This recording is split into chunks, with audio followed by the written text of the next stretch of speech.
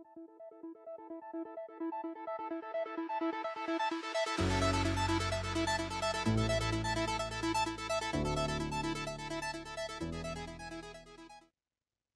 mini enthusiasts, how are you doing? I hope you're all well.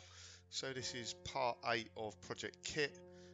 They're coming thick and fast here, but this will be the last update this side of 2018 or the new year, so there'll be more coming in 2019, but we're pretty much up to date now, so I don't have any more footage, although Mark has been working over the last few days on KITT, so I'm sure he'll have some footage for me next time I meet up with him.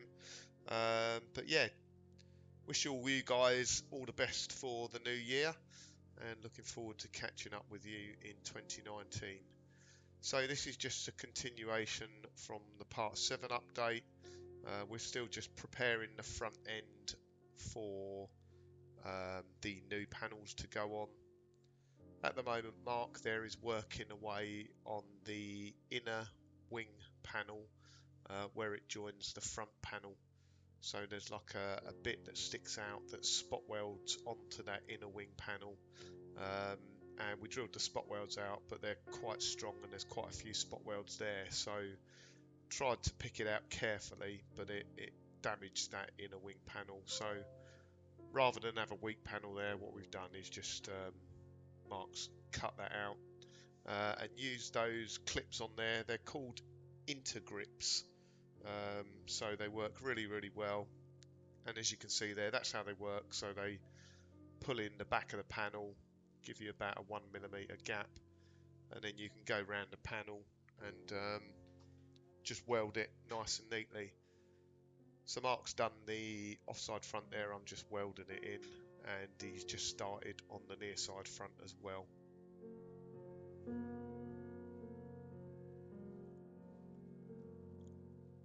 And as with any repair sections or repair panels we've fitted on the car, certainly where it's going into an existing panel like that is, so it's a repair section. It's continuously seam welded the whole way around, just to make sure we retain the structural integrity of the panel. It's quite difficult to do it without warping the panel as well, actually. So you'll see I sort of do little spot welds in to begin with to get it held in place, remove the intergrips, and then alternate the areas where I'm welding sort of an inch at a time, just to try and reduce the heat in specific areas. So that's one side done. I'm off around to do the other side now.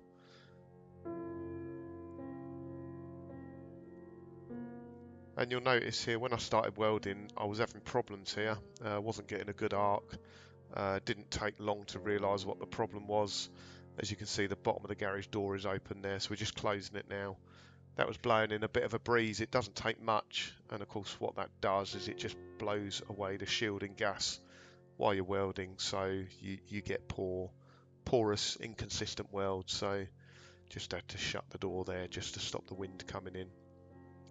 This is Mark's garage actually. It's lovely to work in, as a heated floor, so underfloor heating in there. It does actually get too hot sometimes, so like there, I mean, it was probably 8 or 9 degrees outside, but we had to open the door to cool the place down a little bit. So yeah, most of the time you freeze to death in the garage, but not in Mark's garage. And certainly when you're working on the floor like that, it can get it's warm to touch.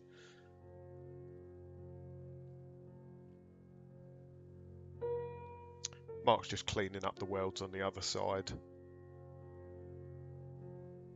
So that front panel will probably be plug welded, and I don't think we'll get the spot welder up in there, although it would be originally spot welded. But again, you've got to make sure what you're welding to is a flat panel, so even the bulges of weld puddle need to be taken back so the panel's flat really. So whether we're plug welding it or whether we are spot welding it, you've got to have a nice join between the two panels, so you've got to take off the lump of weld in those areas. And I've just taken off on the other side there, there's an additional sort of bracket for the front panel just a little bit further up, and just applying some etch primer on there now just to stop it corroding. It's actually a bit of a silly move. If you look back a few seconds ago, I'm spraying etch primer on the same time as Mark is grinding, so luckily it didn't turn into a flamethrower. Could have done quite easily though, so one to remember for the future, that.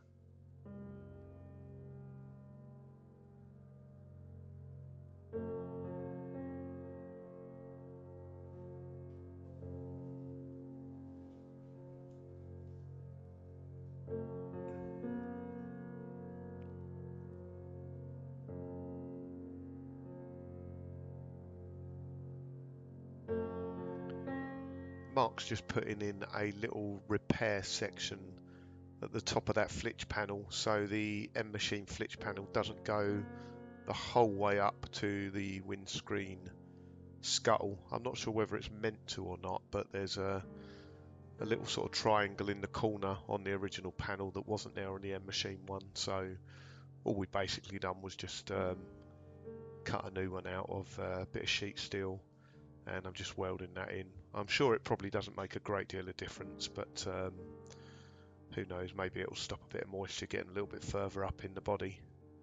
But it's nice just to put it back to how it was originally.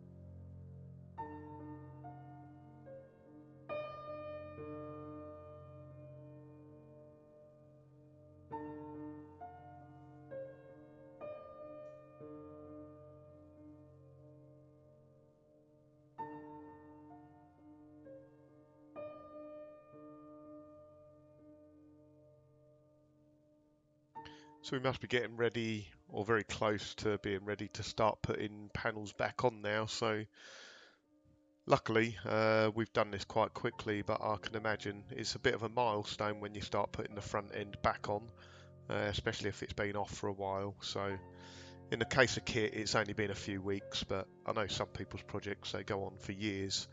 It must feel quite an achievement once you start putting the front end back on.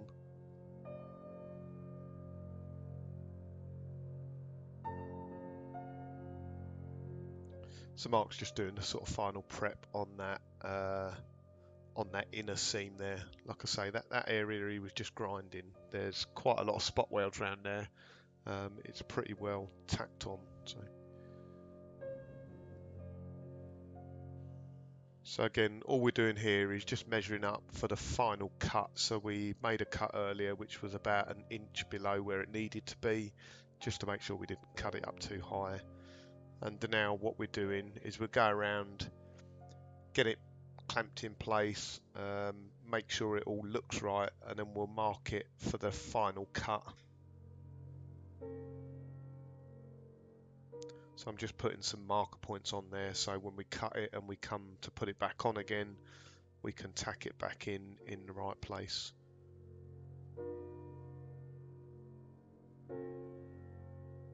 And it's literally, the final cut is just through that those pillar on each side there, sort of an inch and a half of metal.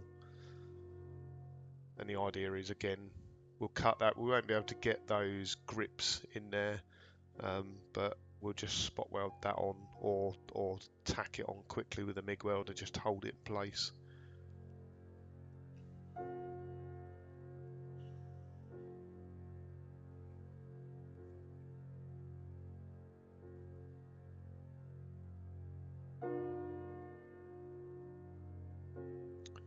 So we're just refitting the scuttle panel now, referring back to the points I just marked on there.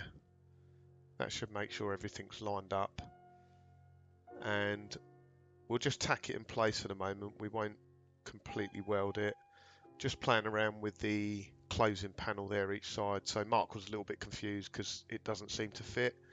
but they don't. Those closing panels are very, very roughly sort of cut out of metal and folded or pressed, and you need to do quite a bit of fettling to get them to fit properly. So I think what we'll do is we'll probably get the wings on first and then get those closing panels up there and just plug weld them from underneath. It's a little bit trickier to do it like that, but you can ensure everything's in place before you put them in, and then you can really shape them so they are near enough exactly the right shape.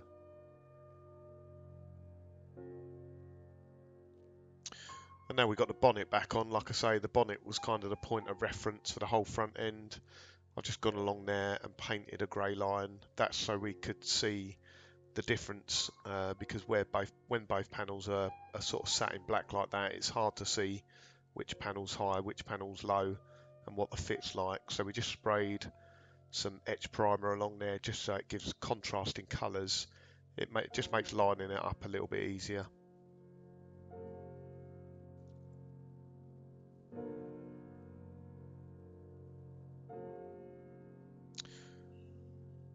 Now, kind of spot the mistake here. So I've got the spot welder out there, just having some trouble trying to get it to spot weld along that seam there. It just wasn't spot welding. So didn't really realise what the problem was straight away. And this is where having two of you working on the car does help, because you get two opinions. So initially I think I'd changed the electrodes on the end, because the ones we got are at about a 30-degree angle and I wanted them at a 90-degree angle. So here we are. I think I'm just changing the electrodes for straighter ones because I thought that was the issue. And Mark's just going along cleaning off the edge. Now again, I'm having problems there because it's not spot welding all the time. Couldn't quite work out what was going on. Like I say, it's quite important with spot welds to make sure they are good and strong. You can think it's on nicely, but you stick a screwdriver between the two, lever it a bit, and they just pop out if they're not done correctly. So having all sorts of problems, and then, as I say, it's great when you've got two working on the car because you've got two minds. What was happening was the electrode was touching on the top dash rail, so that was arcing out before the spot weld itself. So all working there. We've got a few decent spot welds on there. That's certainly not finished. We'll go on and put a lot more spot welds on there, but it was just to get it tacked into place. So if we do need to move it, we can do that relatively easily. And now, yeah, we just get to the point where we're fitting up the front wings now. You'd have seen me there. I just marked on the wing. There was a slight dent in it where it's picked up a bit of hanger rash, as I like to call it, where it's been sitting around the garage and maybe something's been dropped on it or it's been kicked or something like that. So you kind of expect that with panels, to be honest. It's very difficult to not get a panel through the post that hasn't been damaged, or certainly when it's hanging around the workshop, they occasionally get knocked about when you're moving things about. So it's always worth just double checking, and then obviously you can dolly that out, maybe a tiny little bit of filler or something like that. So again, all we're doing here is we're trying to get everything lined up with the bonnet on both sides. They are heritage panels, so they fit quite nicely, but again, they do still need a little bit of fettling. But certainly the join between the wings and the scuttle panel and the A panel, the good thing is pretty much straight out the packaging, the panel gaps are pretty good. So we got the A panels on there as well, and not in this video, but again, before it's all finally tacked in, we're going to fit the doors back on and just line everything up with the doors as well, before we weld everything into place, because yeah, the doors are quite important. Make sure they line up as well.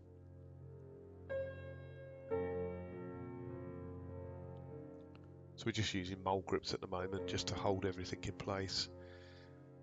Little bit of metal sticking out on the top of the A panel there, which was stopping it sitting correctly in place, so I just ground that off.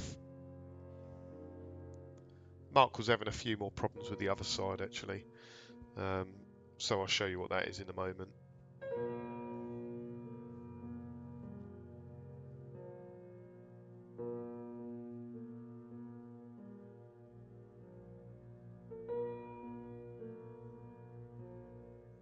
We're just putting a couple of self-tapping screws in here to hold it in place.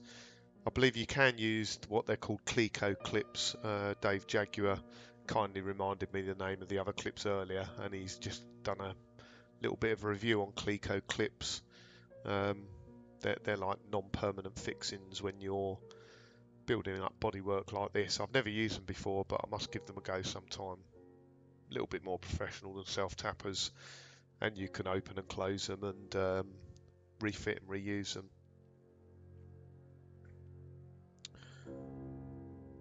So the offside front fitted absolutely perfectly, no issues at all. The near side front there, we were just having problems just getting that outer wing to line up perfectly. I mean, it lined up pretty well as it was, but along the front seam under the headlights, you could just see it was wider at one end and narrower at the other. So we were just trying to close up that gap and get that gap right, trying to work out what was causing the issue.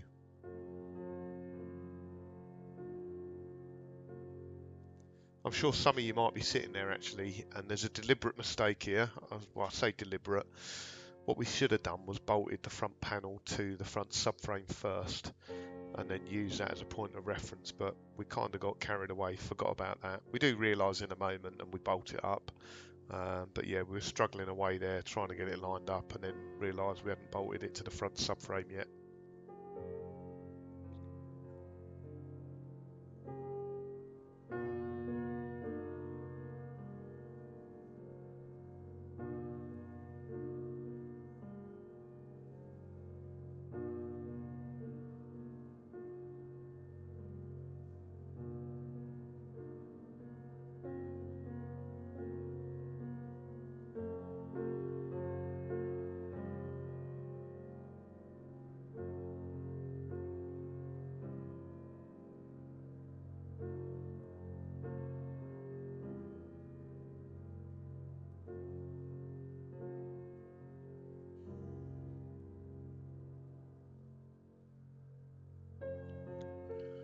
So all credit to Mark actually. I think this is where Mark said about the front subframe teardrop mountings. I'd completely forgotten about them, so well done, Mark.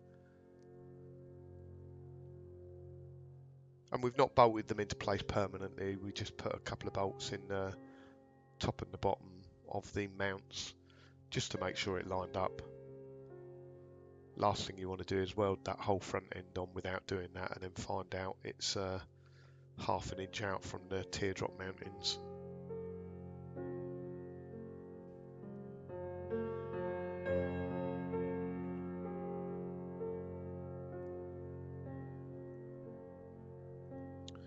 So we'll probably use standard rubber teardrop mountings on the front as opposed to solid mounted, as again, like I say, this will be a road car, it's for Mark's wife, and yeah, it needs to be nice and comfortable to drive.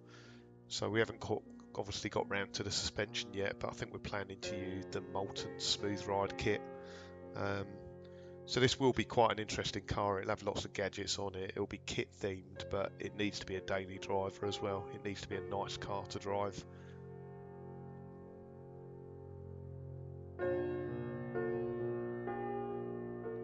So as you can see, Mark just lifting the front end up there. The front end was slightly low, so it was a good job we mounted it on the subframe there.